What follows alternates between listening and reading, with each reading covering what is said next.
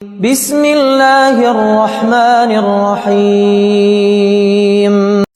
اس video میں ہم جانیں گے کہ صبر اور برداشت کیا ہے۔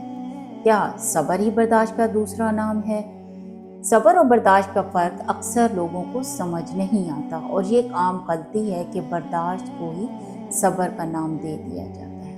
حالانکہ یہ دونوں چیزیں مختلف ہیں اور ان کا تعلق انسان کے جسم، دل، دماغ اور شعور سے مختلف طریقوں سے ہوتا ہے۔ اب برداشت کیا ہے؟ برداشت جسم اور دل کی تکلیفوں کا نام ہے، جہاں انسان وقتی طور پر کسی مشکل یا دکھ کو سہتا ہے۔ یہ ایک ایسا عمل ہے جو جذباتی اور جسمانی رد عمل کے ساتھ جڑا ہوتا ہے، جیسے کہ کوئی تکلیف یا بات سننے پر ہمیں غصہ آتا ہے لیکن ہم اپنے غصے کو دبا لیتے ہیں، یا کسی جسمانی تکلیف کو ہم لوگ خاموشی سے جھیلتے ہیں، لیکن یہ صرف ایک سطحی عمل ہوتا ہے اور یہ وقتی طور پر جو ہے نا ہمیں سکون دے دیتا ہے۔ صبر کیا ہے؟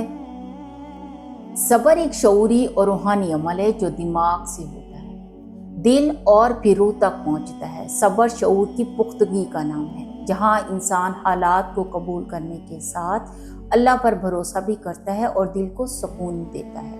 صبر کا مطلب یہ نہیں کہ کوئی جیسا بھی آپ کے ساتھ کرتا رہے آپ اسے خاموشی سے سہتے رہیں، بلکہ اس تکلیف کو اللہ کی رضا کے لیے قبول کرنا۔ ہم رمضان المبارک میں روزہ رکھتے ہیں، ہمیں بھوک بھی لگتی ہے، پیاس بھی لگتی ہے، کچھ بھی ہو جاتا، لیکن ہم کیا کرتے ہیں؟ صبر سے افطاری کا انتظار کرتے ہیں۔